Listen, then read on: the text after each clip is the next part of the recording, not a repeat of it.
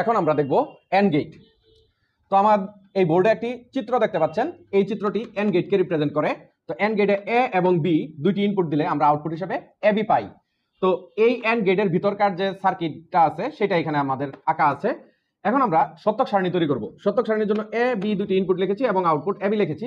তবে এখানে আমাকে একটা নতুন জিনিস শিখতে হবে, সেটা হচ্ছে যদি আমার ইনপুট দুইটা হয় তাহলে আমার ইউনিক কম্বিনেশন কয়টা হবে। তো আমরা জানি বুলিয়ান অ্যালজেব্রা বাইনারি নাম্বার সিস্টেমে কাজ করে। যেহেতু বাইনারি নাম্বার সিস্টেমে কাজ করে সুতরাং এটার বেস হচ্ছে 2 এবং যেহেতু ইনপুট আছে দুইটা এই জন্য 2 এর উপর আমি দিলাম 2 স্কয়ার ইকুয়াল টু কত 4, অর্থাৎ আমার ইউনিক কম্বিনেশন হবে 4টা। এখন আমরা কি করব, এখানে একটা টেবিল বা সারণী তৈরি করব যেখানে আমরা 4টা ইউনিক কম্বিনেশন লিখতে পারি। তো ইউনিক কম্বিনেশন লেখার নিয়ম কি?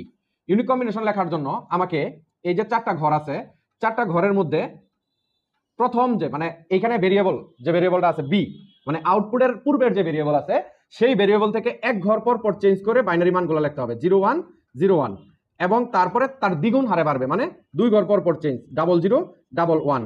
এইভাবে হচ্ছে ইউনিক কম্বিনেশন তৈরি করতে হবে। দেখেন যে 4টা কম্বিনেশন আছে এর বাইরেও কম্বিনেশন তৈরি করা সম্ভব না, আবার যে 4টা কম্বিনেশন তৈরি করছি এইটা একটা আরেকটার সাথে মিলবেও না।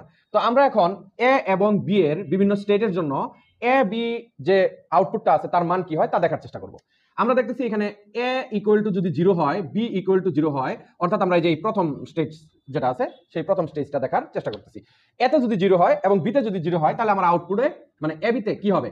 দেখেন এখান থেকে বিদ্যুৎটা যদি একে পাস করতে না পারে, অর্থাৎ এ সুইচটা বন্ধ থাকে, বি সুইচটা বন্ধ থাকে, অবশ্যই সেই লাইটটি জ্বলবে না, অর্থাৎ কি আমি আউটপুটে পাবো 0। এখন আমরা দ্বিতীয় যে স্টেজটা আছে সেখানে দেখি কি হয়।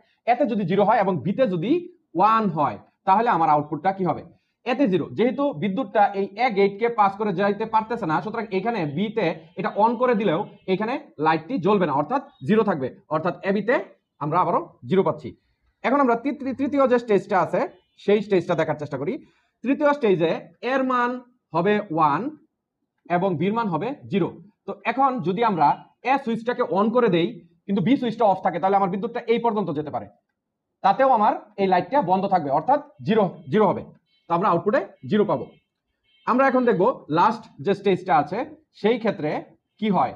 এখানে লাস্ট স্টেজে এতেও 1 বিতেও 1, এই সিচুয়েশনে এতে যদি 1 হয় বিতে যদি 1 হয় আউটপুটে আমরা পাবো 1। কিভাবে পাচ্ছি, এই যে এদিকের যে সুইচ দুইটা আছে এ সুইচও কানেক্টেড, আমার বিদ্যুৎটা এখান থেকে এখানে যেতে পারতেছে, বি সুইচটাও কানেক্টেড, সুতরাং এখান থেকেও বিদ্যুৎটা এখানে গিয়ে আমার এই লাইটটা প্রজ্বলিত করে এখানে আবার ফিরে আসলো। সুতরাং কি আমরা এই স্টেজে এসে দেখতে পাচ্ছি আউটপুটে 1 পাওয়া যাচ্ছে।